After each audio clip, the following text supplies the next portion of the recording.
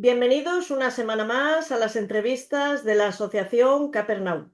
En la entrevista de esta semana vamos a hablar de cómo sigue la situación cuando se ha cumplido un año de la Dana que ocurrió en Valencia el 29 de octubre. Vamos a hablar de cambio climático, de transición energética, de renovables, de tierras raras, y para ello visita la asociación José Antonio Sáenz de Santa María, que es geólogo por la Universidad de Oviedo.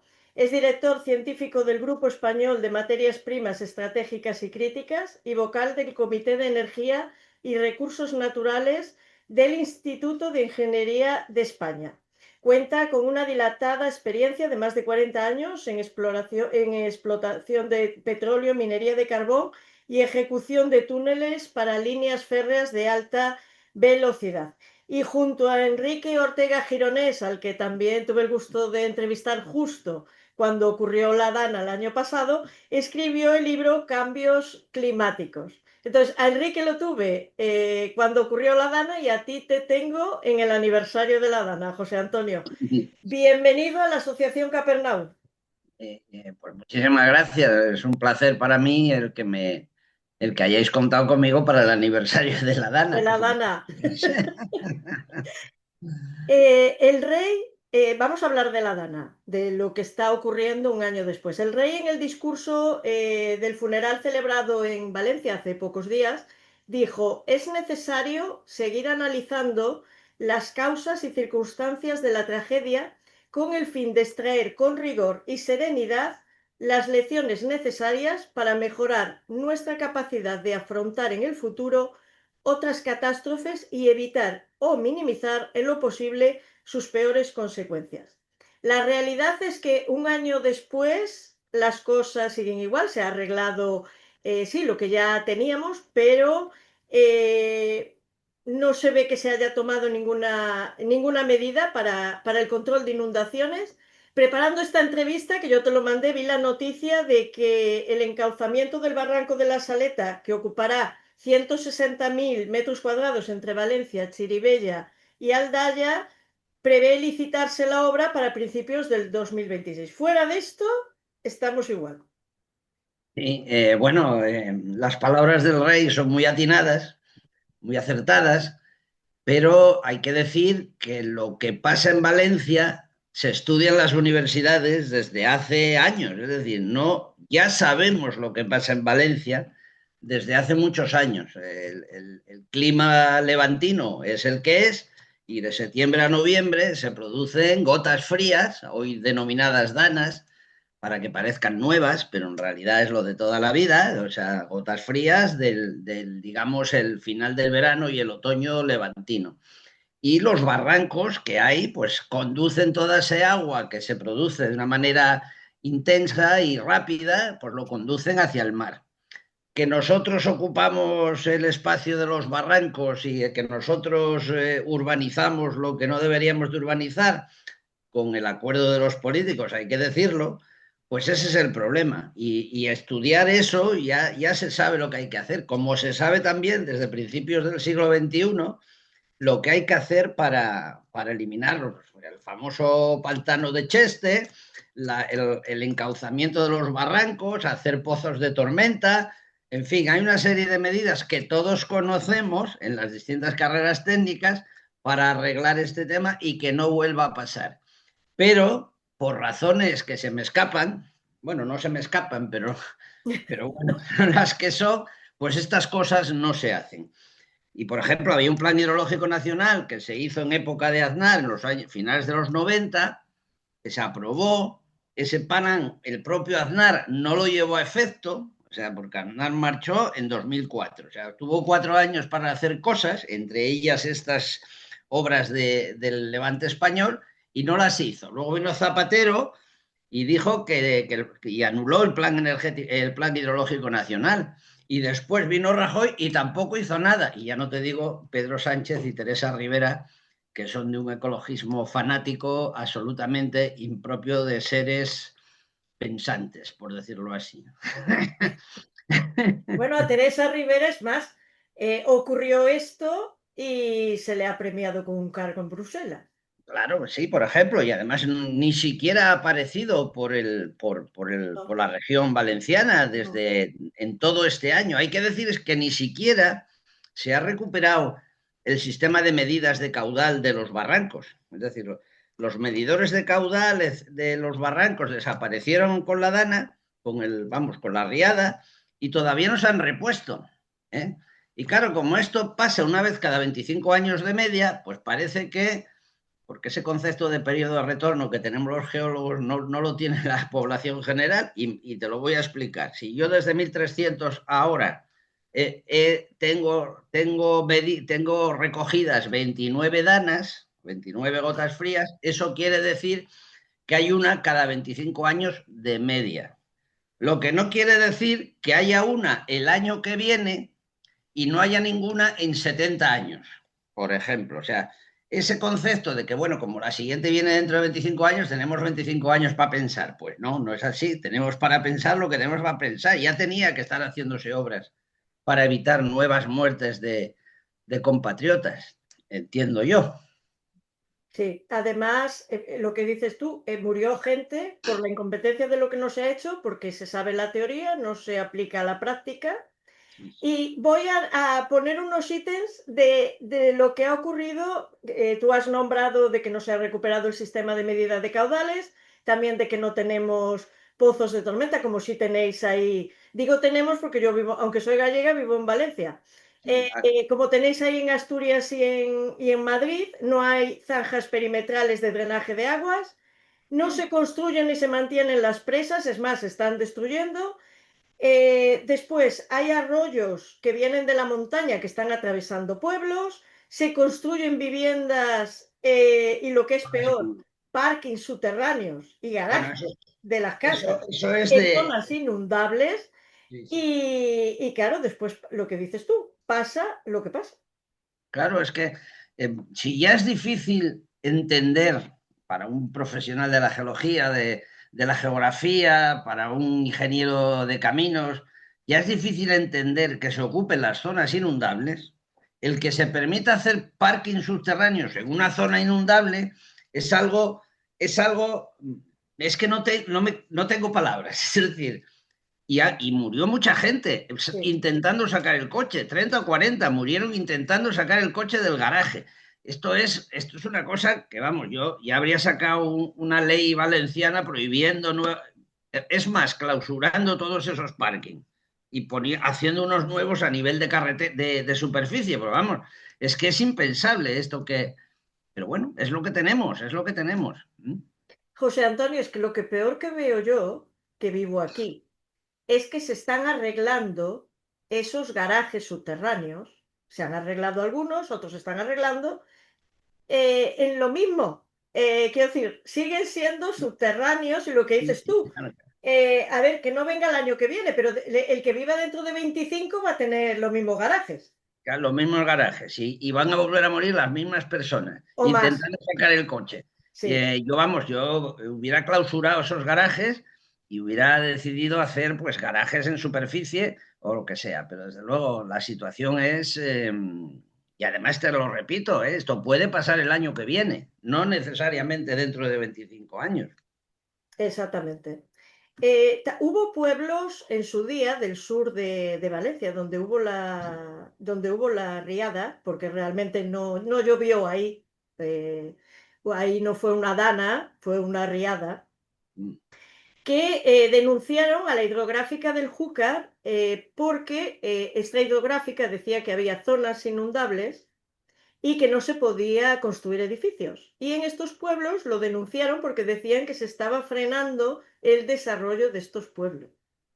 Pues sí, esto es una sentencia del Tribunal Supremo que yo tengo por ahí que creo que es del año 2010, en el cual el Tribunal Supremo, ante la demanda de los ayuntamientos de la zona, que dicen que las zonas inundables definidas por la Confederación Hidrográfica del Júcar son excesivas, perdón, del Júcar no, del Turia, son excesivas, pues que claro, que ¿cómo es esto? Entonces el Tribunal Supremo dice algo así como que considera que lo que dice la Confederación Hidrográfica es bastante razonable, además lo dice con estas palabras, bastante razonable. Y dices, bueno, pues es que además, es que yo no sé si la Confederación Hidrográfica y sus técnicos y sus estudios dicen que esto es así, cosa que no es difícil de saber, pues bueno, habrá que conformarse, ¿no? Pero no, no discutirlo o no ir al juez a ver que si se lo cambian, pero bueno, pero esto, claro, esto te demuestra que no hay conciencia, ni siquiera en estas zonas castigadas cada poco por estos fenómenos, ni siquiera hay conciencia de la gravedad de los mismos. Quizá por lo de los 25 años de media, pero bueno, cuando yo estoy ahora, pero dentro de 25 años ya no estaré, con lo cual esto puede seguir así durante mi mandato o mis 8 años de alcalde, ¿no? Sí, Esto después ya es, nadie yo se creo que acuerda de que estuviste tú y que el que venga, que apante. sí, el que venga que aparte, sí, sí, sí, el que venga de oro, ¿verdad? No sé. Exacto. A mí me da la sensación de que de que se hacen leyes en contra de nuestra seguridad realmente por personas que no se dan cuenta de que la naturaleza es dura. Porque una persona quiero decir, por urbanitas, lo que decías tú en una, no sé si en una entrevista, en una conferencia, de vamos al campo cuando hace sol, a hacer un Sí, picnic, sí, y sí. esa es la Todo noción muy de bonito naturaleza que tenemos. y mira qué bien están cayendo las hojas todas teñidas de rojo y van los Sí, poetas y hacen poesía y no sé qué. Pero es que la naturaleza no es esto, la naturaleza es hostil. La naturaleza, por naturaleza, valga la redundancia, es hostil. Y es muy hostil con el ser humano. Pues es hostil con los animales, con las plantas, pero es mucho más hostil con el ser humano, que es un animal débil que lo único que tiene para defenderse de la naturaleza es su inteligencia. ¿Eh? Y entonces, durante miles de años, porque claro, tú fíjate que el ser humano ha sobrevivido a 4 glaciaciones, desde que apareció el ser humano cromañón, por decirlo así, de hace 200 o 300 mil años, hemos sobrevivido de milagro en algunos casos a 4 glaciaciones. Y ahora estamos en un interglaciar y hacemos las cosas que tenemos que hacer, encauzar ríos, utilizar los campos para sembrar, etcétera, etcétera. Entonces, eh, sí, ahora se ha instalado en la sociedad urbanizada que tenemos un concepto de la naturaleza que es cuando voy a esquiar, fíjate bien, bueno, si tú vas a esquiar, te rompes una pierna y quedas ahí tirado, esa noche mueres, así de claro, sí, por hipotermia, o sea que eso, o sea, que siempre estamos y no nos damos cuenta de la verdadera hostilidad que mantiene la naturaleza con nosotros, que dicho sea de paso, además no le importamos demasiado, es decir, si tiene que haber una riada y se lleva por delante animales y personas, pues hay una riada y se lleva por delante animales y personas. A la naturaleza, todo esto, nuestra forma de verlo antropocéntrica, no le interesa lo más mínimo. Por eso digo que es muy hostil y que hay que defenderse de la naturaleza. No es un problema de que nos guste o no, hay que defenderse de la naturaleza. ¿qué es la ley de la huerta que hizo el gobierno de la Generalitat Valenciana para defender la huerta y que impide, por ejemplo, desviar el cauce del arroyo del Pollo? Sí, sí, sí, sí, por ejemplo, es de una estupidez, o sea, oiga, mire, no puedo desviar el cauce para que no me estropee la huerta, porque lo que ha hecho el arroyo del Pollo, yo he estado ahí, he visto naranjos que están enterrados bajo la maleza que había en el barranco del Pollo. No se ve el naranjo, solo se ve un montón o se veía hace un año, un montón de escombro o de cañas o tal. Bueno, la naturaleza, o sea, tú haces una ley de la huerta para defender la huerta y resulta que como no tienes el barranco encauzado, cuando viene la primera riada, se va a la huerta donde yo te diga. Entonces, no es muy entendible, como tampoco es muy entendible que el alcalde Joan Ribó, ¿no? quería recuperar el cauce viejo del Turia. Sí, De esto no se ha hablado, pero gracias a la sí, sí. solución sur no se ha ahogado media Valencia. Entonces, ya no, vamos a volver a poner el río en su sitio. Bueno, es que es una cosa. Y dices, pero bueno, usted, ¿qué desayuna por las mañanas? No sé. No, y además que empezando, que está el río lleno de cosas, quiero Eso decir, ahora, tenemos además la ciudad ahora, de las ciencias, tenemos donde se hizo el funeral, sí, sí, tenemos todo, está de instalaciones parques, hay deportivas, naranjos, campo. hay, sí, claro, pero es que además está muy bien que sea así, o sea, ¿por qué meter otra vez el río por ahí? ¿Para qué? ¿Para que en la siguiente riada lo lleve todo por delante? Yo no, no, No, en no. esta se hubiera llevado todo Bueno, no quiero ni pensarlo porque cuando veías cómo estaba lleno de agua la obra. Claro, ellos decían que había que quitar eso de Franco porque era un dictador, cuando gracias a eso nos salvó a los que vivimos en Valencia. Porque si Y, no, eso sería. Es que verlo era impresionante, lleno de agua y- hasta el borde. y lo que Impresionante. no creo, no, eso no lo sé porque no he ido a Valencia todavía, pero creo que el cauce el nuevo Turia está lleno de escombro, que habría que eliminar Sí, para ya te volverlo lo a digo su. yo que sí. Pues habría que eliminar todo ese escombro para volverlo a su sección, porque claro, si pierde la mitad de la sección, las posibilidades de que el cauce del nuevo del Turia se desborde son mucho mayores de las que había antes. Todavía no he visto en ningún lado que alguien decida que vamos a limpiar el cauce del nuevo Turia. Eso no se ha dado todavía. Yo paso todos los días para ir a trabajar, ida y vuelta por ahí. Y aquello es una selva. Sí, sí, pues nada, Aquello ¿no? es una selva. Yo la última vez que estuve vi un coche hincado hacia abajo en mitad de todo el cauce del Turia nuevo. O sea que Sí, algo sí, bajó aquello por está ahí. tremendo. Sí, sí. Y luego Yo, ya mira, te voy a decir una cosa. Yo todas las entrevistas que hago tengo muchas ganas de hacerlas. Pero particularmente esta tuya tenía muchísimas, porque preparándola y lo vamos, yo creo que ya lo estamos viendo y cuando terminemos esta entrevista, yo me he dado cuenta que digo, vivimos en un absurdo tal sí, sí, de cosas que digo, es que me parece increíble todas las cosas absurdas que vamos a hablar hoy aquí, que sí, dices, sí. es que no tienen ni razón de ser. Pero bueno, yo quería decírtelo porque de verdad que tenía muchas ganas de estar hoy contigo para tratar estas Sí, que sí. dices, mira, nos hemos levantado un día y esto lo bueno es malo y lo malo es bueno y todo está al revés Todo, y todo. dices, no me lo puedo ni creer lo que está ocurriendo. Yo siempre digo a quien me quiere oír y en las entrevistas también que es que nos gobierna la estupidez. Sí, totalmente. Sí. Nos Y gobierna la encima, estupidez. y los ciudadanos dormidos. Dormidos. Sí, sí. Exacto. Para cerrar un poco el tema de la Dana y pasar al siguiente, ¿la Dana fue un pretexto para cambios urbanísticos en la Eh, Comunidad Valenciana? bueno, yo es que creo que la comunidad valenciana requiere cambios urbanísticos importantes a la vista de los resultados. No sé si fue un pretexto o no, pero lo cierto es que hay que hacer importantes cambios urbanísticos. Por ejemplo, una de las cosas que yo digo siempre, todo el mundo me dice que qué barbaridad, pues es que, por ejemplo, en Paiporta, que siempre sale la foto del barranco, el barranco es muy estrecho en Paiporta, y aprovechando que se ha llevado por delante la mitad de las casas, pues lo que había que hacer era derruir una fila de casas y ampliar la sección del barranco, además de defender los márgenes. Todo el mundo me dice, pero qué barbaridad, ¿cómo vas a sacar a la gente de sus casas? Pues coño, pues sacándola, porque está mal, o sea, es que está mal. Entonces lo que habrá que hacer, pues una promoción de viviendas, de X cientos de viviendas, y darle un piso a cada uno de los que viven al lado de la ribera del barranco. Todas esas cosas de administración urbanística, de juego urbanístico, hay que hacerlas, y no hacerlas no conduce a nada bueno, porque dentro de 25 años se volverá a llevar las casas, de media, 25 años de media, se volverá a llevar las casas, se volverá a llevar a la gente y todas estas cosas. O sea que hay que tomar, hay que hacer, este es el típico caso, al menos el caso de Valencia, de que hay que coger el toro por los cuernos. Perdón por el símil taurino, yo soy taurino, pero ya sabes que está mal visto ser taurino. Pero Yo bueno, no soy taurina, pero como respeto que tú lo seas, sí, pues sí, sí, adelante sí, con sí, el hay que símil. coger el toro por los cuernos. Y además otra frase taurina, hasta el rabo todo es toro. Es Todo es decir, todo. esto no es una Exactamente. cosa que se arregle con cuatro medidas, no, no. Esto es un tema que durante los próximos 20 años hay que ir haciendo cosas hasta llegar al rabo del problema, ¿no?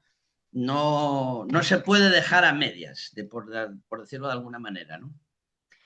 Bueno, pues vamos con el cambio climático y voy a leer unas palabras de Ángels Barceló al respecto, que dice, el cambio climático nos está matando y si con todo esto aún hay alguien que no quiere ver, alguien que niegue la evidencia, que les aseguro que los hay y ustedes ya saben quiénes son, pues estos deberían estar excluidos de la conversación y del debate público porque no se trata de un contraste de opiniones, de diferentes puntos de vista. Bueno, con los efectos del cambio climático ya no hay debate y ante la provocación de quienes lo alimentan, la respuesta debería ser la indiferencia. Debemos modificar muchos de nuestros hábitos y acostumbrarnos a que las cosas no pueden ser como antes, ni se puede dar pábulo o altavoz a los que lo niegan. Nos va la vida en ello. Yo escuché tu comparecencia en el Congreso, que ahí sí también me quedé yo muy alucinada, porque me doy cuenta de que no quieren escuchar absolutamente nada de lo que otros tengan que decir. En vez de escuchar a expertos, escuchan pues a sí mismos y hacen una ley. Y te llegaron a decir que lo que tú mostrabas no era científico y claro, yo decía, vamos a ver, estamos hablando de una señora que es política, que le está diciendo a un experto, a un geólogo, que lo que está diciendo no es. Y ya lo que me dejó cao fue ver al de Bildu decir que él con un negacionista no hablaba ni lo escuchaba y que se iba. Que bueno, que vamos a esperar de Bildu, en fin. No, no, Y, esos van con la boina enroscada. exacto. Entonces, yo veo que quieren quitarnos el derecho a expresarnos realmente, que antes a los que opinaban diferente se les quemaban la hoguera, ahora se les quema la esfera pública. Y yo te pregunto, ¿por qué se está en contra de debatir sobre la cuestión climática y por qué os intentan callar a los que estáis diciendo la verdad? Hay que decir varias cosas. La primera es que esta pulsión inquisitorial que se ha instalado de que no se puede discutir un dogma, el problema del cambio climático es que se ha convertido en una religión, es decir, una religión con sus dogmas y sus creencias. O sea, tú no haces ciencia cuando escuchas hablar de cambio climático, se hace religión y hay que creer en ello. Es decir, no se puede no creer en ello. O estás conmigo o estás contra mí, que dijo Jesucristo. Entonces, claro, lo de Ángel Barceló, que además es periodista y no tiene ni idea, no sabe de física, no sabrá de química probablemente, no sé, no tienen idea, es absolutamente impresentable. Es decir, cualquier teoría científica, porque nadie discute que hay un calentamiento global. O sea, el mundo se está calentando. Es más, se está calentando desde 1820, 0,1 grados por década. Hay que decir también que no se sabe por qué la temperatura buena era la de 1820, que hacía un frío bastante espantoso en 1820, pero bueno, eso es otro tema. Entonces, se calienta 1 grado por década. Es decir, desde 1820 hasta ahora nos hemos calentado 2 grados.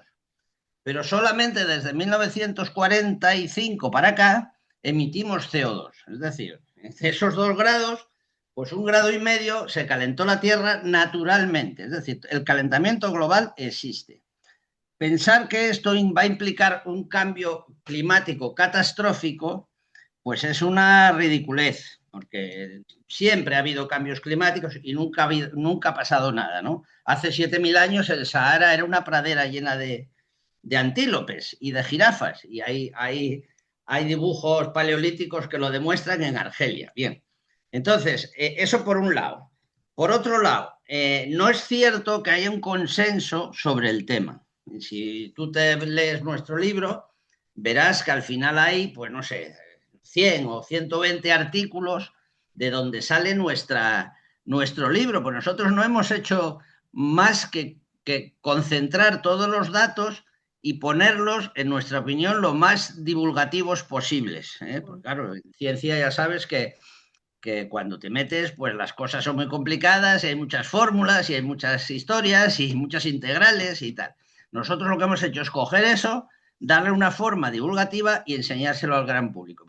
Pero al final de nuestro libro hay 100 o 150, no lo recuerdo, artículos técnicos, artículos científicos editados en revistas internacionales. Es decir, no es cierto que haya un consenso. Y además, hay que decir que aunque hubiera un consenso, pues eso tampoco es una fuente de ciencia, porque consensos a lo largo de la historia de la ciencia ha habido muchos. Mira, por ejemplo, como le dije a la diputada del PSOE, Copérnico tenía razón. Es decir, durante 2000 años estuvimos pensando que el Sol giraba alrededor de la Tierra. Bueno, vino Copérnico, que fue el único que se atrevió, y dijo que no, que era al revés, que la Tierra giraba alrededor del Sol. Y bueno, claro, es que era un señor. Pues tenía razón.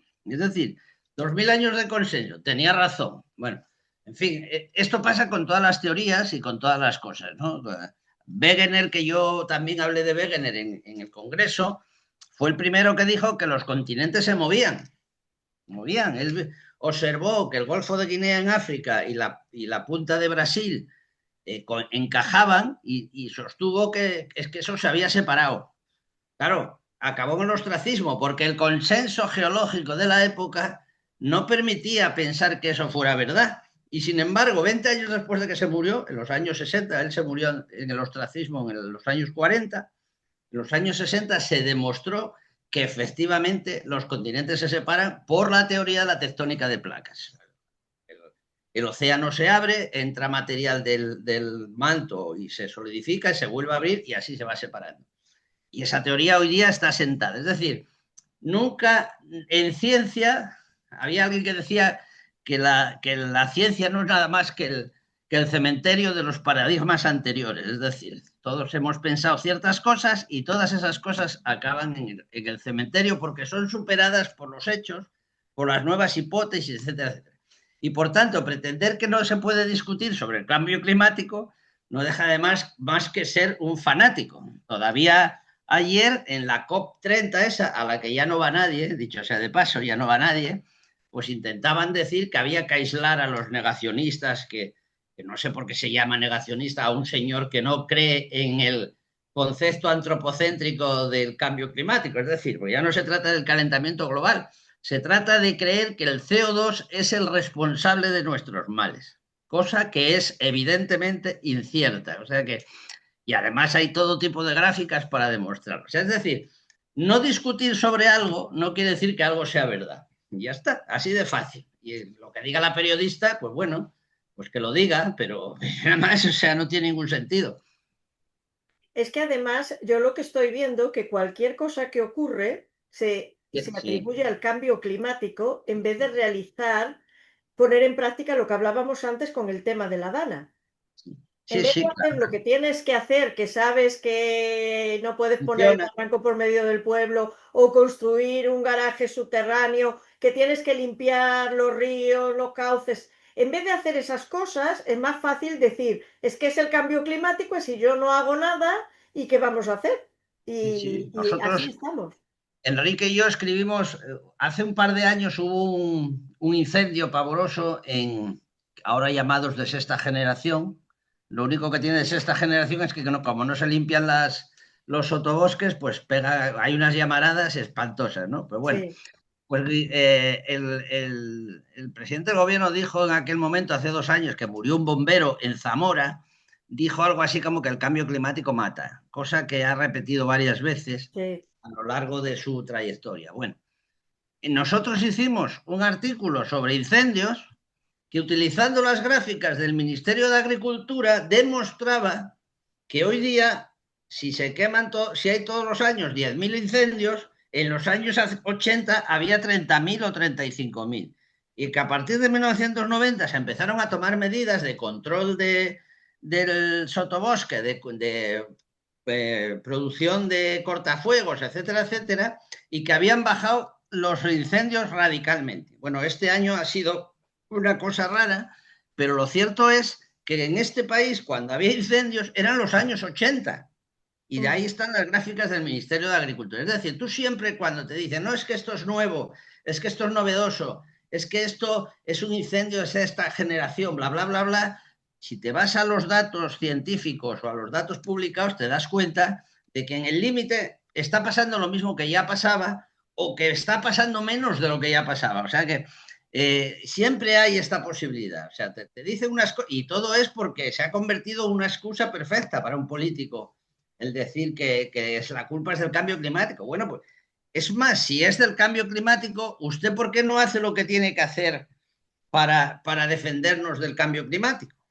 Si va a subir el nivel del mar 3 metros, pongo por caso, ¿por qué no está usted defendiendo nuestras costas con pedraplenes o con lo que haya que defenderlo, o retirando las casas más hacia adentro? Yo qué sé.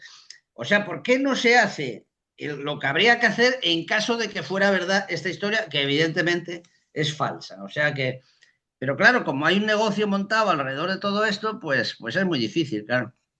Todavía ayer Lula quería, en la COP30 esta, quiere hacer un fondo para defender las selvas amazónicas. Y Sí, resulta que Brasil es uno de los principales exportadores de petróleo del mundo, con Petrobras a la cabeza. Pero vamos a ver, usted o es ecologista o exporta petróleo. Eso le pasa también a Noruega. sí, eso. Noruega es un Mira, país te iba a verde, decir yo. perfectamente verde, es un país maravilloso, todos viven fantásticamente, son 5 millones, pero eso sí, producen petróleo como si no hubiera mañana.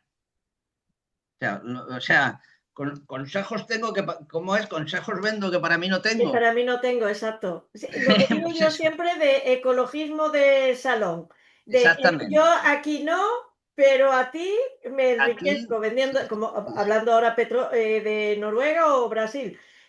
Aquí no, pero en tu casa sí. Yo te lo vendo, me Mira, hago rico y ya está. Y además, lo que veo también, lo que dices tú con lo de los incendios de esta generación, le pones ese nombre y ya la gente sí, parece que es dice, de nuevo. nuevo, no hubo un incendio nunca. Nunca. Y no, eso pasa mucho con las borrascas. Ahora tienen nombres de mujer. No sé por qué les Mm, ponen nombres de mujer. ¿Será porque son muy malas o no lo sé, pero son Claudia, no sé qué. Ahora estamos con la Claudia. Antes, no sé. ¿Y por qué les ponen nombres a las borrascas? Aquí en Asturias todos sabemos que a lo largo del invierno hay 14 borrascas. sí. 14. Ya está. O 13, o 12, o 15. Pero vamos, de ese orden. O sea, no hace falta ponerles número. ¿Eh? No, fíjate, en el Cantábrico hay lo que llaman ciclogénesis explosivas, Sí, que es una cosa que ya de por sí mete miedo. O sea, te sí, dicen que va a haber una ciclogénesis explosiva y parece que va, bueno, por Dios, bueno, pues la galerna del Cantábrico de toda la vida había galerna del Cantábrico y cuando iba a haber galerna los pesqueros no salían al mar. Se acabó la presente historia. sí. No sé, No, y pero además, ¿cómo te lo dicen? Porque, por ejemplo, aquí donde vivo yo, que hace muchísimo calor en verano, viene una ola de calor. Dices, es que en agosto en Valencia, en julio, hace calor.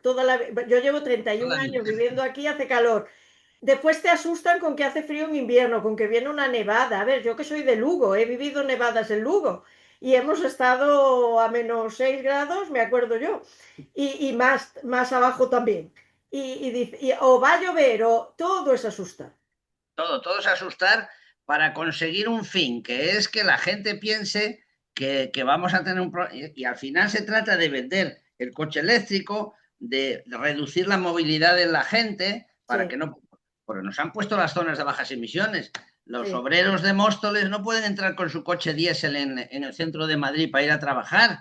En sí, fin, todo este tipo de cosas al final a lo que va es a controlar la población, a que renuncie a ciertas libertades.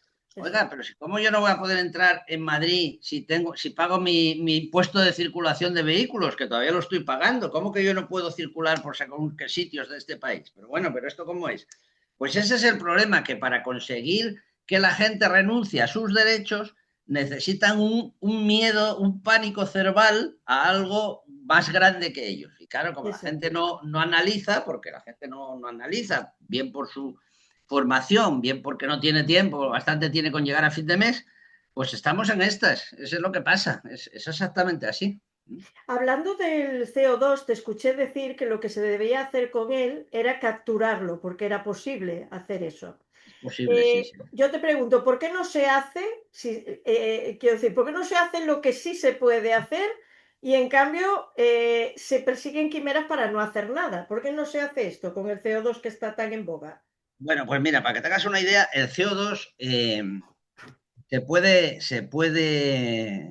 realidad esto empezó con el petróleo, curiosamente. Hay yacimientos de petróleo que además de gas natural emiten CO2.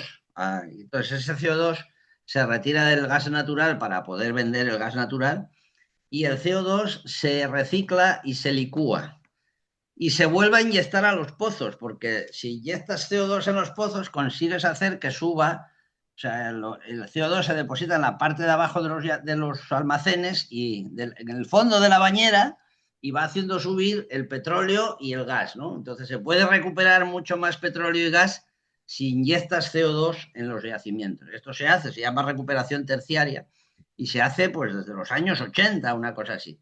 Y se podría haber seguido haciendo. Y de hecho había líneas de investigación para hacer esto y para inyectar. Hubo una en El Bierzo, en Ponferrada, se estaba actuando en este sentido y se pretendía inyectar CO2 en antiguos pozos de petróleo, por ejemplo, Lontomín en Burgos y algunos más. Bueno, todo esto cuando llegó Zapatero y sí, creo que fue Zapatero y si no fue Rajoy, se paró en seco. Es decir, toda la investigación para recuperar CO2 e inyectarlo en el subsuelo se paralizó. Y entonces ahora estamos en esta tontería de, bueno, pues hay que eliminar emisiones, hay que hacer coches eléctricos, etcétera, etcétera, que nos lleva por unos caminos que si luego, si tienes tiempo, lo quieres, luego hablamos de las tierras raras y todas estas Sí, cosas, sí, ¿no? ahora vamos a ir con eso. Entonces, bueno, ese es el tema, que se puede hacer cosas. Otra cosa es que se quieran hacer cosas. Y ahora en este momento no se quiere hacer cosas. Lo que se quiere es negociar con el CO2. Si yo emito mucho CO2, tengo que comprar derechos de emisión que se los compro a uno que no emite. Con lo cual, y ahí hay todo un negocio que es como el mercado de las acciones. O sea, hay mucha gente metida en este negocio y hay muchos millones de euros o de dólares metidos en el negocio. Con lo cual estamos, y no interesa, no interesa. Porque, por ejemplo, si yo soy un mejillonero de Galicia, ¿por qué a mí no me dan dinero por capturar CO2? Porque todas las conchas, Galicia produce 300.000 toneladas de mejillones al año. Bueno, de las 300.000 toneladas, 250.000 son de cáscara de carbonato cálcico. ¿Por qué a mí no me pagan por retirar de la atmósfera todo ese carbonato cálcico? Pues no les pagan. Ya, O sea que dices, bueno, o los que fabrican ostras tampoco les pagan. Y en fin, este es un tema que es muy curioso porque hay unos que les pagan y otros no. Entonces, bueno, todos estos los derechos de emisión y todas estas cosas son un pequeño. Pero ahí hay mucho dinero, ese es el problema. El problema es buscar el dinero. El problema es buscar el exacto. dinero. Y además siempre hay que ver, a ver, dónde va el dinero Sí, y a quién va a favorecer lo que se está haciendo. Eso es sí, lo que sí, hay que sí, seguir, el asunto.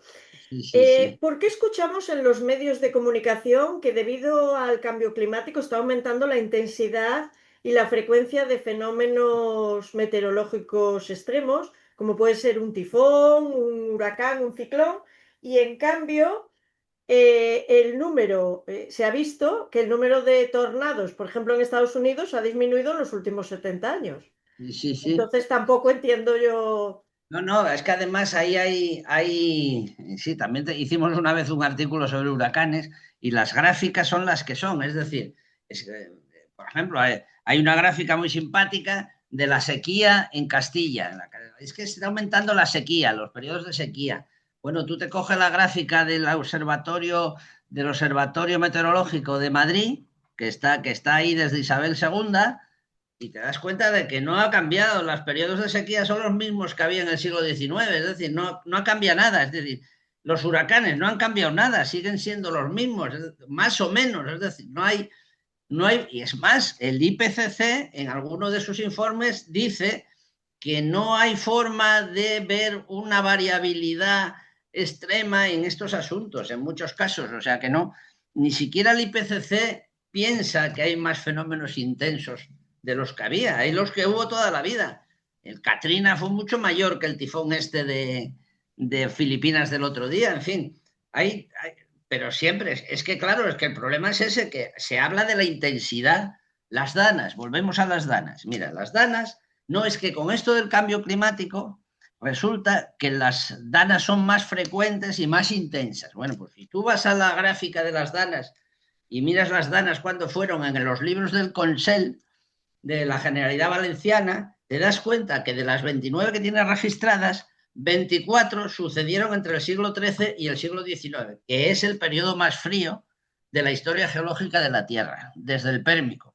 Es decir, 24 de 29, sí, efectivamente, ahora que está subiendo la temperatura ha habido una dana, pero bueno, pero es que las 24 anteriores fueron en el periodo más frío, que lo conocemos como la pequeña edad de hielo. O sea que hasta en eso se equivocan. O sea que es muy gracioso, porque además siempre si buscas los datos, los encuentras, siempre. Claro, ahí está. Vamos con las tierras raras. Bueno, en España hay litio, hay cobalto, hay coltan. Es más, la única mina que hay de coltan está en mi tierra, en Galicia, la única de Europa. Entonces, hay indicios de que en España hay tierras raras. Mi pregunta es, ¿por qué no se permite investigar estas tierras raras, hacer minas y explotar nuestras propias tierras raras? Bueno, una introducción anterior. Uno de los problemas que tiene toda esta teoría del cambio climático y del CO2, y el CO2 antropogénico, que en realidad solo es ¿cómo es? El 0,008% de la atmósfera. El CO2 que ha emitido la humanidad es el 0,008% de la atmósfera. Vale. Lo cual, imagínate la importancia que puede tener. Mm. Segundo, para eliminar el CO2 hace falta, en el supuesto caso de que hubiera que eliminarlo, hace falta, una de las cosas es electrificar la economía en la medida de lo posible. Ya te digo yo que la economía no se va a electrificar más que porque la electricidad que consumimos no deja de ser más que el 20% de toda la energía primaria que consumimos. El 80% es gas, petróleo y carbón. Y esto va a seguir siendo así, esto no cambia. ¿Por qué? Pues porque ahora somos 8.000 millones de personas y dentro de, para 2050 seremos 9.500. Y además para 2050, por la China, la India, Indonesia y todos estos países muy poblados, pues van a duplicar su Producto Interior Bruto. Y una unidad de Producto Interior Bruto corresponde con tantos millones de toneladas de petróleo, con lo cual se va a aumentar el consumo de energía y por tanto de gas, petróleo y carbón. O sea que esto no cambia, por mucho que se ponga antes. Pero bueno, entonces, para electrificar la economía, para digitalizar, para los chips, para los circuitos de nuestros aviones o de nuestras armas, para todos los coches eléctricos, las baterías de almacenamiento de energía eléctrica y todo eso, para eso hacen falta minerales de los que nosotros definimos en el grupo como estratégicos o críticos. Bueno, ¿qué diferencia hay entre estratégicos y críticos? Bueno, por ejemplo, el cobre es un mineral estratégico. ¿Por qué? Cobre, hay mucho cobre en el mundo, hay muchos yacimientos de cobre, pero se supone que desde ahora mismo a 2050 va a haber que multiplicar por 4 la producción de cobre. Es decir, si ahora producimos 20 millones de toneladas al año, va a haber que producir casi 80 millones en 2050. Y no hay tanto cobre en minas reconocidas. O sea que hay que empezar a investigar cobre porque, claro, si vas a electrificar, necesitas líneas eléctricas que van con cobre, miles de kilómetros de cables de cobre, en fin, todo esto. Las bobinas de los motores eléctricos son de cobre, en fin, mucho cobre. Pero cobre hay, pero hay que ponerlo en producción. En cambio, hay otras sustancias que son críticas. ¿Cuáles son las sustancias críticas? Aquellas que no tenemos y que son escasas. Por ejemplo, te pongo un ejemplo, una tierra rara, el neodimio. El neodimio es una tierra rara que se utiliza en la fabricación de imanes que se utilizan en los molinos eólicos. Bueno, pues solo hay 29.000 toneladas por año de producción y las produce China prácticamente su integridad. Pues ese es el problema, que nosotros queremos pasar de una dependencia del petróleo y el gas a una dependencia de minerales estratégicos y críticos, mientras que el petróleo y el gas lo producen los árabes y en el Medio Oriente, pues los estratégicos y críticos los producen China y Rusia, básicamente. El uranio que nosotros consumimos para nuestras centrales nucleares viene de Rusia, todo él o la mayor parte. Sin embargo, nosotros somos la segunda reserva de Europa de uranio y hay una mina que está preparada para empezar a explotar, la mina de Berkeley en Salamanca, que está a falta de los permisos del gobierno, que no le da permiso. Entonces, claro, este es el problema, que hay una concepción ecologista que no pretende que haya minas, pero que necesita las minas para todos los desarrollos que permiten no emitir CO2 a la atmósfera. Me estoy explicando, o sea, tienen Sí. una contradicción en los términos. No quiero emitir CO2, pero para eso necesito hacer una serie de cosas que necesita minerales que no quiero explotar porque no quiero minas en mi territorio. Eso sí, si las minas están en el Congo y la gente trabaja en el régimen de esclavitud, a mí me da igual. Exactamente. Y si en China resulta que no tienen estándares medioambientales y producen tierras raras contaminando todo lo que pueden, pues a mí me da igual. Entonces, Mm. ese es el problema, que tenemos, por un lado, queremos una cosa y su contraria, y además lo que no queremos es que se manche lo nuestro, pero nos da igual que se manche lo de los demás. Sí, Es todo como muy hipócrita, no sé si me explico. sí, sí, ese buenismo que hay ahora. Sí, sí, sí, sí, buenismo minero, es decir, Sí, y hay que decir que, claro, la minería ha evolucionado mucho, las minas de hoy día no son como las de los años 40 y 50, y evidentemente la conciencia medioambiental aumenta mucho, pero de eso a no poder explotar hay un largo camino. Pero es que no solo eso, es que ni siquiera te dejan explorar, no, no explotar con T, sino explorar con explorar R. con R. Bueno, pues cada vez que alguien decide explorar algo, aquí ha habido hace poco un problema con el Valle de Peñamayor y esa zona de por ahí de Infiesto y por ahí, donde una empresa pidió un permiso, asómbrate, de 65 millones de metros cuadrados, porque esto es muy de ecologista, lo de los 65 millones de algo es muy ecologista. 65 millones de metros cuadrados es un cuadrado de 8 por 8 kilómetros. Tampoco es que sea una cosa maravillosa de cuadrado, pero bueno. Ya. Bueno, y entonces en ese cuadrado pretendían hacer calicatas, unos sondeos, no sé qué, bla, bla, bla, bla, tomar muestras. Bueno, se montó un pollo pistonudo que acabó en el Parlamento Regional. Y dices, bueno, pero ¿cómo estas cosas están pasando? Pues están pasando porque la gente es incapaz de relacionar su calidad de vida con las minas. Exacto. Ya, como decía alguien, todo lo que usamos, lo que producimos, lo que comemos, todo sale de una mina, absolutamente todo. Y entonces la gente es incapaz de pensar en eso. Y además, qué sé yo, una lubina, si te quieres comer una lubina hoy a mediodía, resulta que para pescar la lubina hace falta un barco, que generalmente es de acero. Hace falta gasóleo, que sale de un pozo de petróleo. Hace falta una red que es de plástico, que también sale de un pozo de petróleo. En fin, o si lo pescas con palangre, pues hace falta un anzuelo que es de acero. En fin, que todo lo que Sí, que usamos todo. sale de una mina. Bueno, pues no tenemos, nuevamente, tenemos una concepción buenista de la naturaleza y no tenemos una concepción real de lo que hacemos y de dónde vienen las cosas. ¿Eh? Pero bueno, ¿Mm? buenista de la naturaleza en la nuestra. Después la La que nuestra, pase no, en no. otro Lo que país, pasa en allí el va Congo, llamando lo que pasa en a el la Congo, ecología. no, no, lo que pasa en el Congo como Sí, si claro, claro, no, no, eso no, para nada, o sea, solo faltaba en el Congo que nos den el cobalto y el coltan y tal, y si están en guerra por ello, pues que estén. A mí exacto. con que me lo venda me vale, ¿no? Entonces, Exactamente. Y cambiamos de móvil cada año o sí, cada sí, 6 meses y de tablet y demás.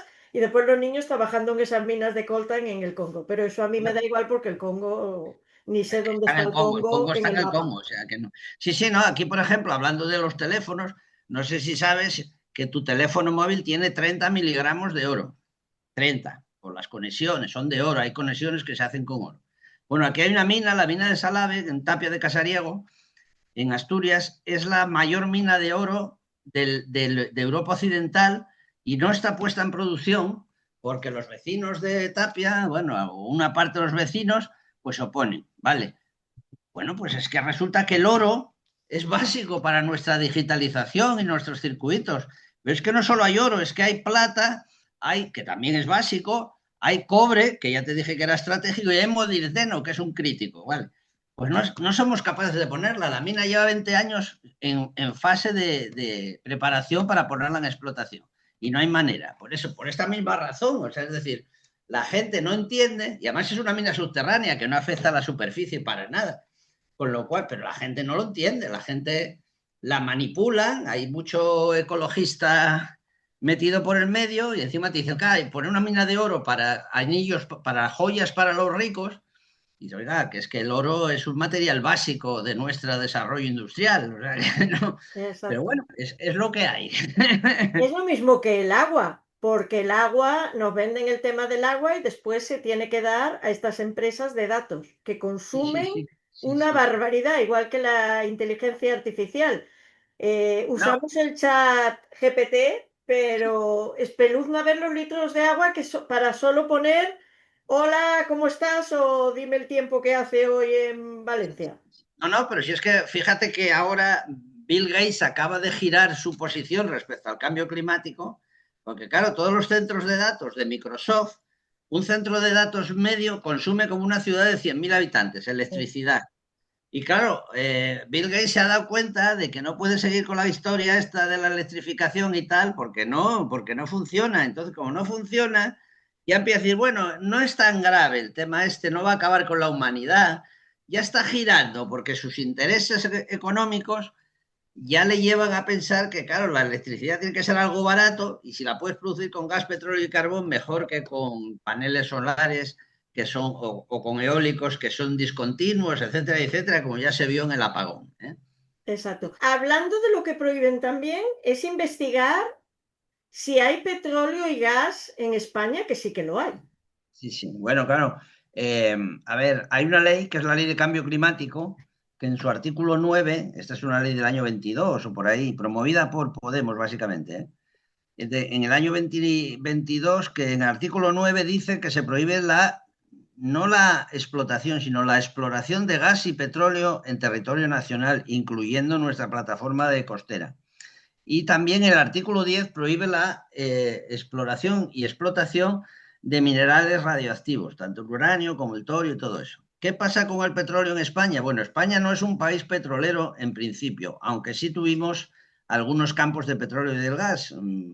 Así, por ejemplo, tuvimos Gaviota enfrente de Bilbao, tuvimos algunos campos, Montanazo, etcétera, etcétera, enfrente del delta del Ebro, tuvimos los del Golfo de Cádiz, uno de cuyos descubridores soy yo, el Golfo de Cádiz, que eran campos de gas, y tuvimos en tierra el Ayoluengo, que lo descubrió la Cansa, yo trabajé en Ayoluengo algún año, y en Jaca también tuvimos algunos campos de gas. Bien, todos estos campos eran campos que se llaman convencionales, es decir, una roca madre genera gas y petróleo y ese petróleo emigra hacia la superficie, que es lo que hace habitualmente, y se queda entrampado en rocas que tienen porosidad. Imagínate una arenisca que tenga una trampa, pero es como una esponja, y le entra el agua en los poritos, ¿no? Pues esto igual.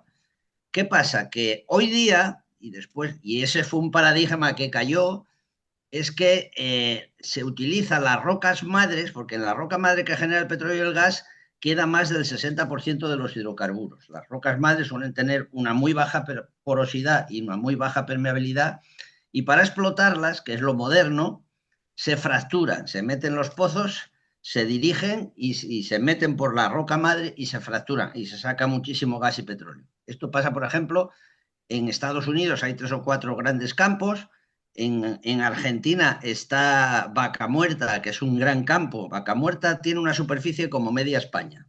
Uh O -huh. sea que, y que lo descubrió Resol, curiosamente. Y Argentina y Estados Unidos, a base de perforación dirigida y fracturación hidráulica, están consiguiendo autoabastecerse y exportar petróleo y gas. Bueno, esto va a pasar a lo largo de todo el mundo en los próximos años, porque una de las cosas que siempre se dicen es, ¿se va a acabar el petróleo y el gas? Pues no, no No. se va a acabar. A lo mejor se acaba el petróleo y el gas barato, pero ese no. Y entonces, volviendo a España, todos los yacimientos que nosotros hemos tenido, una buena parte, corresponden a lo que llamamos la cuenca vasco-cantábrica, que coge desde Asturias y Santander, el País Vasco, Navarra, La Rioja, algo de Palencia, etcétera, etcétera. Toda esa zona hay una roca madre que está sin estudiar y que si la estudiaras podrías ponerla en producción. Claro, sería maravilloso. No se puede hacer. ¿Por qué? Porque hay una ley de cambio climático. No se puede no ya explotar, sino explorar. Y en esas estamos. Y hasta que no venga un gobierno que vuelva de alguna manera a la lucidez, pues no se podrá hacer nada en España en ese sentido, que somos un país cuyo petróleo y gas viene todo del exterior. O sea que Claro, pero esta... eso es lo que, vamos a ver, volvemos a estar hablando de la hipocresía. Porque Sí, si sí. dices, vale, yo no quiero ni explorar ni explotar, porque eso no es ecologista y tengo esta ley de cambio climático, pues tampoco lo voy a comprar a otros, pero que eso, vamos a ver, lo estamos pagando, pero yo no lo hago. Sí, O sí, a lo claro. mejor vete tú a saber, yo qué sé, con las aguas de Canarias, ahí el petróleo a lo mejor lo hace Marruecos un día. Sí, sí, no, no, a lo mejor no, es que lo Lo está está haciendo. haciendo. Al otro lado de la raya, una de la Mm, raya que está pintada en el mar, por decirlo así, mm. al lado de la raya, para la parte de acá, está Marruecos explotando petróleo. Mira qué bien. Y sí, claro, es que además es así, porque es que el gas, el gas y el petróleo son la base de nuestra economía, de la nuestra y de todas, pero vamos, de la nuestra seguro. Y no tenemos ni una parte que sea nuestro, ¿no? Solo lo que viene del exterior. Y además, hay que volver al apagón. Desde el apagón ha aumentado mucho el consumo de gas debido a que las centrales de gas están respaldando el sistema eléctrico para que no se vuelva a caer. Ujú. Llevaron el sistema eléctrico al extremo, llegó un momento que producían el 80% de electricidad con eólica y solar y se cayó. ¿Por qué se cayó? Porque no había energías de respaldo. ¿Cuáles son las energías de respaldo? La nuclear y el gas, porque la Eso. térmica de carbón nos la hemos cargado toda. No es que nos hayamos cargado la térmica, es que hemos destruido las centrales térmicas, lo cual es un escándalo que algún día alguien pagará por ello. Pero se han eliminado las centrales de carbón del país, que además tenían una cosa muy buena, las centrales de carbón, y es que eran las que fijaban el precio. El carbón tenía un precio por megavatio hora inferior al gas y al eliminarlas, el precio de la electricidad lo marca el gas, que es la energía más cara. Y entonces, claro, si hubieras dejado un par de ellas o tres de carbón para que marcaran el precio, pero claro, estas son cosas de Terina Rivera, ¿no? Se las cepilló todas y ahora el precio lo marca el gas. Y por eso nuestra energía eléctrica es más cara, porque no se atreven nuevamente a poner el 80% de energía eléctrica en forma de eólica y solar. No se atreven porque se puede volver a caer el sistema. Con lo Claro, cual, además estuvimos ahí atrás 2 semanas también que casi pasó. sí, sí. Aparte que hay menos seguridad, Sí, sí, es más todo el mundo cara sabe, y bueno, todo el mundo sabe lo que pasó en el apagón, lo sabe todo el sí. mundo. A cualquier técnico medio que sepa algo de electricidad, se lo explicas, vamos, se lo preguntas y te dirá que el apagón fue debido al exceso de energías renovables en el sistema. Cosa que también se estudia en las universidades, como decíamos al principio de la Dana. Eso también se estudia en las universidades. No se puede llegar a un sistema eólico y solar 100%. Así, es así de claro, ¿no? No es un problema de si nos gusta o no, es termodinámica pura. O sea que, Y yo quiero preguntarte, ¿por qué no siguen insistiendo de que hay que sustituir la energía por renovables cuando bueno, ven que no es posible?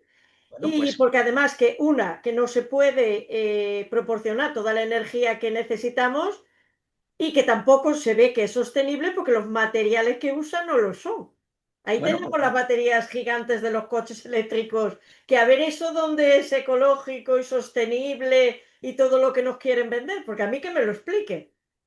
bueno, mira, para empezar, el problema es que hay mucha ideología y poca tecnología, que es una frase que utiliza una amiga mía.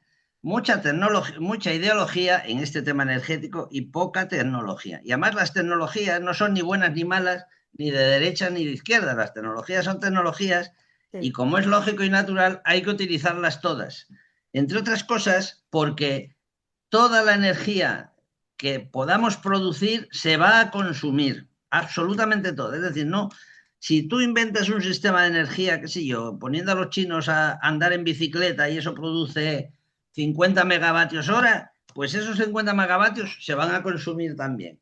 Es decir, el hombre es un ser, ¿cómo se dice? Depredador energético, es un depredador energético. Toda la energía que, mira, tienes una lámpara encendida detrás de ti, ¿vale? Sí. Entonces, yo siempre me fijo, tú ves que entras en un bar y hay dos televisores.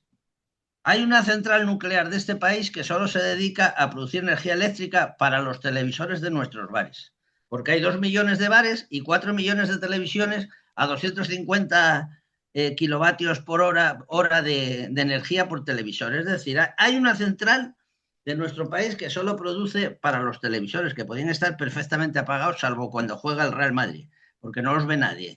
Entonces, claro, tú, cuando entres en un bar, fíjate, acuérdate de mí, fíjate. Mira si hay dos televisores encendidos y está todo el mundo tomando café y Y nadie nadie hace le caso hace caso, es a los verdad. Sí, televisores. sí, no. Entonces, bueno, solo si vas a ver el Madrid-Barça, que entonces sí, están todos con el café, pero mirando para el televisor. Y el resto del tiempo hay dos televisores por bar y en este país hay 2 millones de bares, o sea, 4 millones de televisores, todo el día encendidos que nadie ve. Y Somos, ahora espérate, porque ahora lo que he visto en ciertos restaurantes, aún fui hace medio mes o así, y tienen en la televisión como el fondo del ordenador con una imagen fija, Sí, que unas flores o con algo bonito sí. que se Bueno, mantiene y tú estás, claro, también está encendido. Perdona que te haya sí, sí, no, interrumpido. no, no, pero es que es así, ¿no? Las señales de tráfico. Coño, si pones un paso de cebra, ¿por qué tienes que poner un cartel vertical con el paso de cebra o el de toda la vida? Sí, No, no, ahora va, se enciende y se apaga. Y, bueno, pero sí, ¿por qué? ¿Por sí, qué? sí. Entonces, ese es el problema, que consumimos energía de una manera desaforada. Y entonces todas las tecnologías que tú puedas emplear se van a emplear. Y es imposible pensar que nuestro sistema eléctrico va a ser solo eólica y solar. Esto no es así, ni lo ha sido nunca. Y dicho sea de paso, para producir eólica y solar hace falta, pues, producir, quemar carbón en un alto horno para producir acero para la base de las placas, hace falta consumir petróleo para generar la fibra de vidrio de las palas de los eólicos, hace falta cobre para para los motores de los eólicos, hace falta mucho silicio para las placas solares, que resulta que el silicio sale de una mina donde hay que fundir en la arena para producir silicio y la arena se quema, se produce con gas o petróleo. En fin, es un tema que no tiene sentido de ningún tipo, Ninguno. ¿no? Fíjate, y te voy a poner un ejemplo, hasta los antibióticos que te tomas cuando te da una neumonía se producen con gas. ¿Por qué? Pues porque los bichitos que generan el antibiótico, el hongo penicillium o el que sea, que no sé cómo se llama, están en una sopa caliente, en una sopa de agua caliente, y solo pueden estar a 43 grados. Si se pasan, se mueren, y si no llegan, no producen, con lo cual tiene que estar a 43 grados. ¿Y cómo se consigue mantener una temperatura de 43 grados? Pues con gas, que es la única energía que te permite regular finamente la temperatura del agua de las balsas. Entonces, hasta eso se produce con gas y petróleo. Es una cosa. Y entonces, claro, el problema es este, que no somos conscientes de nuestra dependencia de las energías. ¿Eh? De hecho, no somos conscientes, de ninguna manera somos conscientes.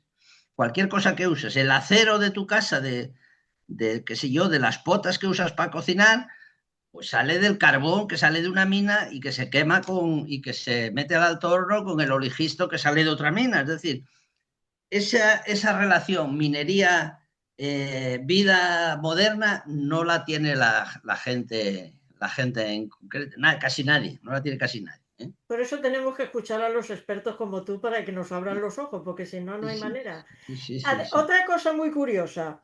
Aquí cerramos centrales nucleares. En Francia obtienen la electricidad de ellas. Cerramos carbón no, pero el año pasado la Unión Europea consumió 450 millones de toneladas de carbón. Es que somos muy ecologistas, pero solo de boquilla para afuera. Sí, Claro, ¿qué pasa con el carbón? Bueno, fíjate que España es un país carbonero, ¿eh? Yo trabajé sí. 20 años en UNOSA. España llegó a producir 40 millones de toneladas al año. Hoy día, todavía hoy, nosotros importamos 6 millones de toneladas por año de carbón, ¿eh? Con destino a nuestras industrias, a la siderúrgica, básicamente, etc. Bueno, pero, por ejemplo, en el caso de Alemania, cuando el lío de Fukushima, Alemania es, o sea, hace justo lo que no se debería de haber hecho y que estamos nosotros siguiendo la misma línea. Llegó Fukushima y Angela Merkel, con el lío de Fukushima, decidió, que además ni siquiera fue un accidente nuclear, Fukushima fue un accidente por un maremoto, por un tsunami, es decir, Sí. el tsunami rompió todas las conexiones de la central, todos los cables, y al final, ¿qué pasó? Que no se pudo regular el reactor, con lo cual se acabó fundiendo. Es decir, si no hubiera roto los cables, el reactor hubiera seguido manteniéndose con el circuito de seguridad y se hubiera podido recuperar. Pero como rompió los cables eléctricos que manejaban los motores que bombeaban agua al reactor, pues acabó fundiéndose. O sea, no fue un accidente nuclear, fue otra cosa. Pero bueno, Angela Merkel decidió eliminar sus centrales nucleares. Ahora, creo que quedan dos ahora, en este momento. ¿Qué pasó después? Que vino la guerra de Ucrania. Alemania dependía del gas ruso, que además le llegaba por tubo, le llegaba por los gasoductos, tanto por Sí, Ucrania como por el norte, por el Nord Stream y todas estas no es cosas. lindo.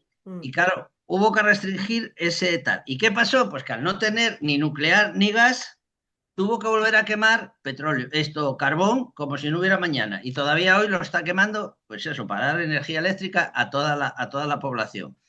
Tiene unos yacimientos de lignito en la Alemania del Este y el resto lo importa. Porque además había otro problema y es que Alemania, como todo el gas le llegaba por tubo, no tiene regasificadoras. Entonces, al no tener regasificadores, no podía recibir gas por barco, gas natural licuado. Cosa que España sí, porque en España están 7 de las 10 regasificadoras que hay en la fachada atlántica de la Unión Europea. Bueno, nosotros recibimos mucho gas licuado y lo transmitimos al resto de Europa. Bueno, pero sin embargo, como estos no tenían regasificadoras, tuvieron que volver al carbón y en eso están, en el carbón, ni más ni menos, ya 400 millones de toneladas al año, o sea que no somos Claro, tan verdes como decimos, claro, porque todo esto al final te lleva al absurdo. ¿Te acuerdas cuando éramos niños y hacíamos demostraciones de matemáticas por reducción al absurdo? Que se decía que esto no puede ser porque esto no es igual a esto, pues ya está, pues pues aquí reducción al igual. absurdo.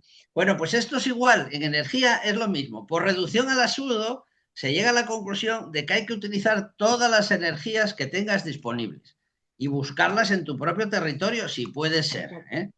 Exactamente, eso es así. Y eso no tiene nada que ver con la ideología de derechas o de izquierdas, es que la energía no es de derechas ni de izquierdas. Todos nos bañamos todos los días. Cada vez que te duchas por la mañana consumes medio metro cúbico de gas y por mucha ideología que le metas, tú vas a consumir medio metro cúbico de gas cada vez que te duchas. Ya está, es así de fácil. Exactamente.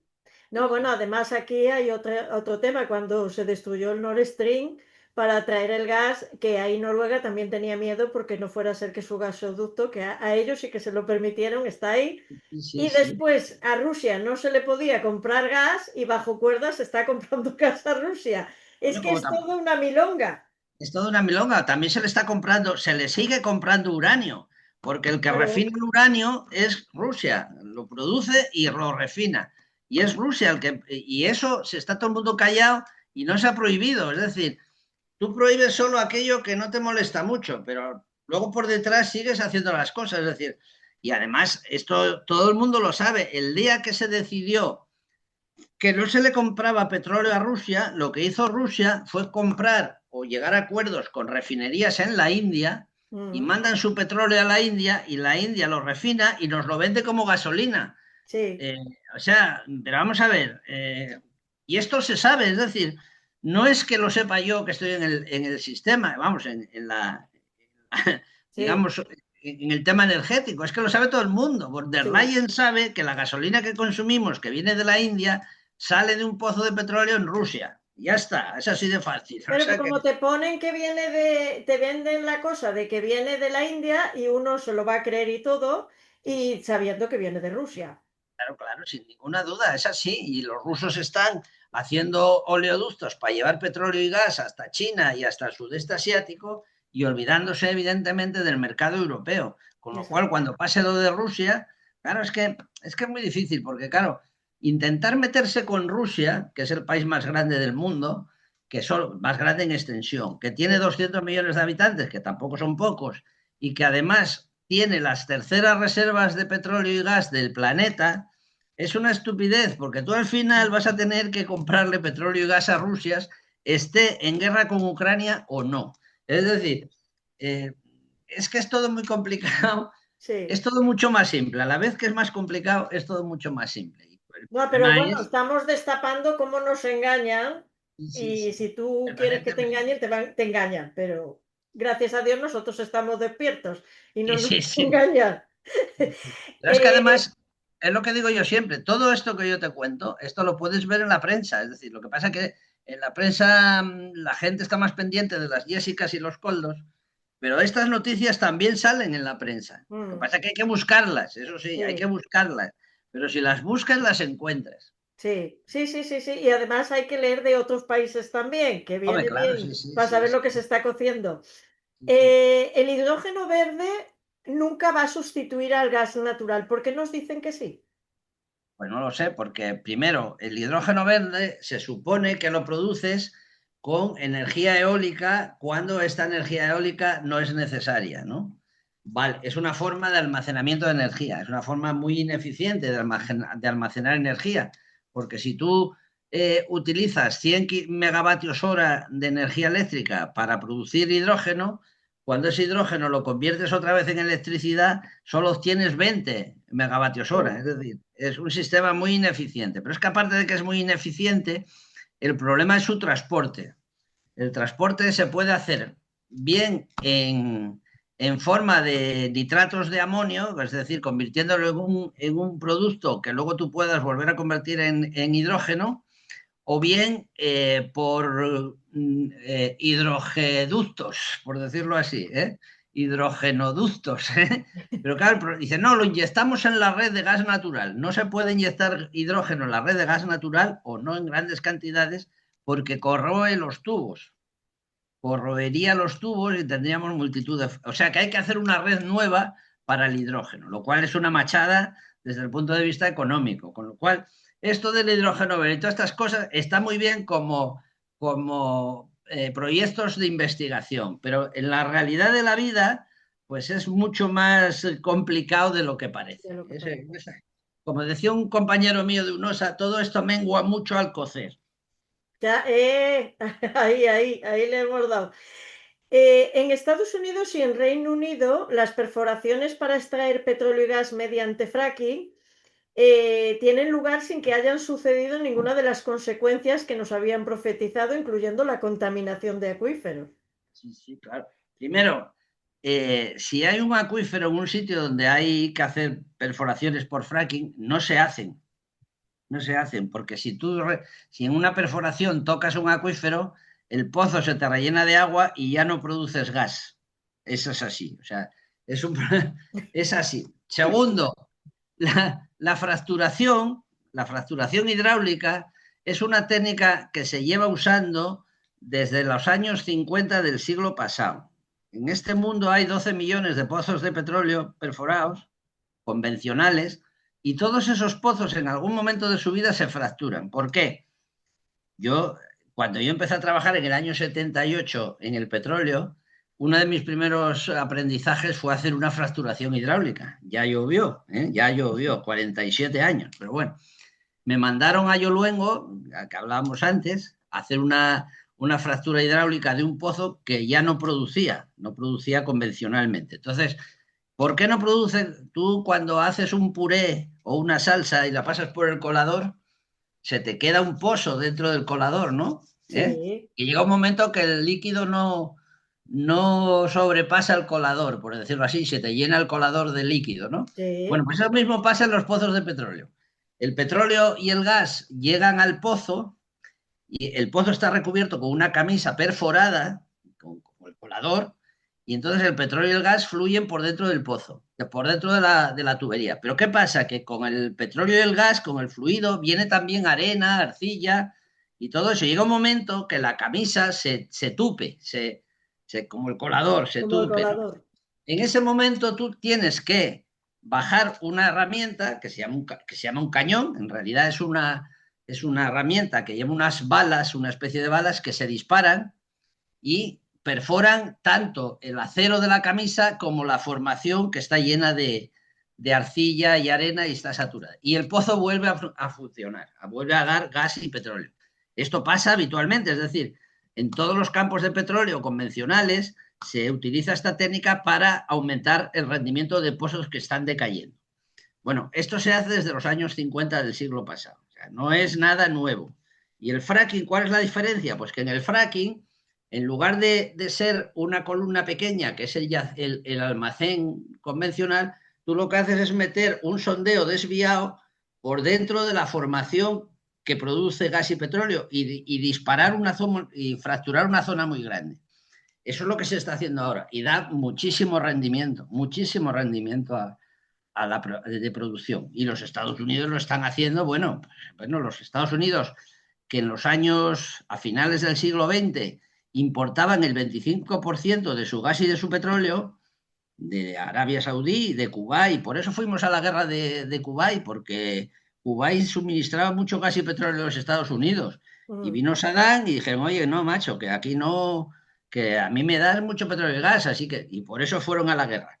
Hoy día, después de 30 años, resulta que Estados Unidos es el mayor productor o el segundo de gas y petróleo y lo está exportando, especialmente a Europa desde la guerra de Ucrania. Es decir, el fracking es una revolución, es un cambio de paradigma en la investigación y en la producción de petróleo y de gas. ¿Eh? O sea que ese es el tema del gas y del petróleo. Por eso sabemos que no se va a acabar. Exactamente como también nos vendieron que se iba a terminar. Bueno, pues no se va a acabar. Fíjate el caso de Argentina, que era también dependiente de las importaciones y hoy día Vaca Muerta está empezando a exportar petróleo y gas a otros países. Es así. Bueno, y Exacto. luego si te hablo de las reservas de Rusia, Rusia no hace fracking todavía, pero tiene unas reservas, media Rusia se puede producir gas y petróleo. Y Arabia Saudí, el día que se le acaben los convencionales, también producirá. O sea que no hay no hay una escasez de petróleo y de gas. Otra cosa es que el precio sea barato o no. Pero bueno, Exactamente. las economías siempre se adaptan a los cambios de precio de las materias primas. O sea que no, ese no es el problema. No No, y sería el además viendo ahora las políticas, donde hay una guerra, donde hay una lucha, donde por un territorio, se ve perfectamente qué pasa con el petróleo o el gas que tiene ese territorio. Claro, claro, pero es que esto siempre, esto yo me acuerdo cuando yo empecé a trabajar, siempre se hablaba, tú cuando veas un conflicto de cualquier tipo, pues qué sé yo, un conflicto entre dos etnias o un conflicto entre dos países, no sé qué, busca Exacto. el petróleo y siempre aparece el petróleo. Quien dice el petróleo dice diamantes o dice oro o dice Ujú. coltán o dice lo que sea, pero Sí, busca siempre la materia prima que está debajo de ese conflicto, porque siempre hay una materia prima que alguien quiere o que a alguien le disputan o lo que sea, siempre pasa así. mira lo que pasa ahora con Nigeria, que Claro, como hace 3 años el presidente dijo que iba a privatizar el petróleo, no lo hizo y ahora Estados Unidos le ha llamado al orden. bueno, Sí, está sí. poniendo lo de los cristianos como excusa, porque es una excusa, y diciendo que es un estado fallido y que hay que dejarlo como Yugoslavia, es decir, que desaparezca. Y lo mismo que pasará con Venezuela, que tiene unas reservas Exactamente. de petróleo enormes, como con Colombia, que tiene muchas tierras raras, por ejemplo. Bien. En fin, Sí, ese es el tema. O sea, el tema siempre es los recursos naturales. sí. Ya para terminar esta fantástica entrevista, lo que nos ocurre es por ignorancia, por hipocresía, por engaño, es interesado o todo junto. Pues yo creo que hay todo junto. Yo diría que primero a la población general estos temas no le interesan, lo único que le interesan es encender la luz por la mañana y ducharse, con agua caliente, claro. Eso es lo que mientras les mantengas su medio de vida, no les interesa. Cuando les empieza a interesar es cuando ya empiezas a ponerles pegas tipo usted no puede entrar en Madrid con su coche diésel. Ahí ya la Sí, cosa empieza a rechinar.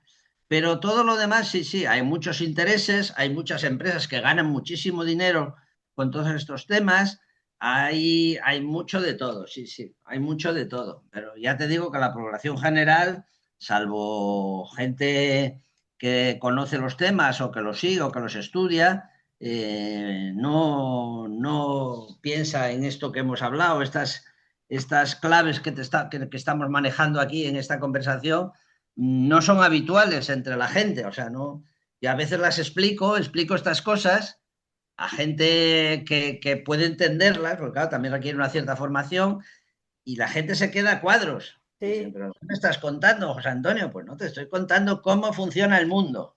Que tú no lo sepas no quiere decir que no funcione así y que no exactamente. llueva para abajo, porque siempre Es- llueve para abajo. Es decir, y entonces en ese sentido pues sí, sí, la gente del común pues no tiene esta visión global de cómo vive, de por qué vive, de qué es lo que le mantiene vivo, porque es que el gas y el petróleo nos mantienen vivos. exacto. El gas y el petróleo nos mantienen vivos, que es lo que la gente no entiende. Lo llaman energías sucias, pero oiga, Sí, pero si el que usted tenga aislada su casa con un plástico, que tenga unos cristales espléndidos que salen de una fundición, que tenga un coche, todo esto nos mantiene vivos y todo esto es a base de recursos naturales, gas, petróleo y carbón. Y ya está, y no hay más. Y entonces, exacto, pretender luchar contra eso es ir contra la corriente, ¿no? Pero la gente no lo exacto. entiende, no relaciona ambas cosas. Como Es decís así. los asturianos, y es lo que hay. Y es lo que hay, y es lo que hay. Sí. Voy a terminar, porque siempre lo hago con una frase, y estaba leyendo el otro día un libro que no tiene nada que ver con estos temas, era una novela que se llama Solsticio de invierno, y decía uno de los personajes: he de estar preparado, preparado y listo para cualquier contingencia. Eso lo aprendí en el ejército. Hay que prepararse para lo peor y esperar lo mejor.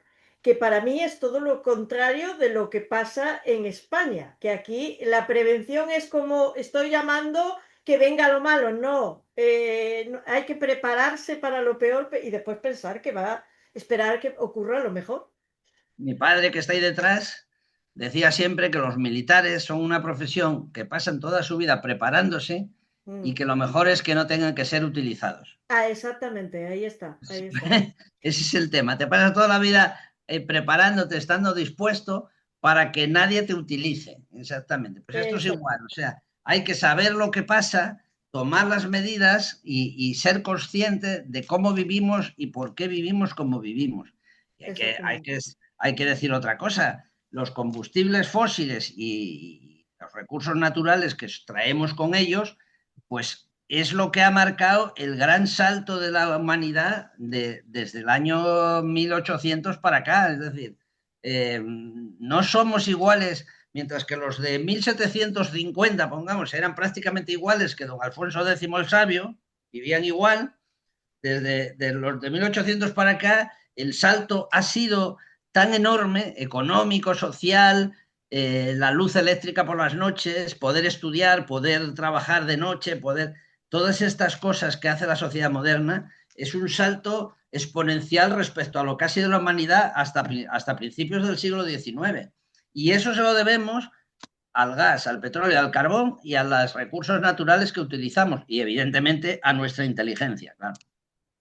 Pues hemos terminado, José Antonio. Ha sido de verdad un placer hacer esta entrevista. Y al contrario que a otros, a mí me encanta escuchar a los expertos, y en todos los temas que trato procuro buscar los expertos que me abran aún más la mente a lo que ocurre en el mundo.